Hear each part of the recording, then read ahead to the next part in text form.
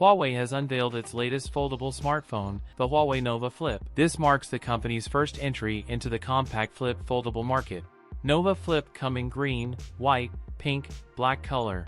It's come with side-mounted fingerprint. Huawei will offer the phone with a skin or glass panel on the back, which will affect the thickness and weight, and will weigh 195 grams. The new phone will have a 2.1-inch OLED square cover display alongside the camera island. The inner panel will be an LTPO OLED with a refresh rate of up to 120 Hz, with stereo speakers. The phone is also coming with a Kirin 9000 series chip. It could be the Kirin 9000S from the Nova 12 Ultra.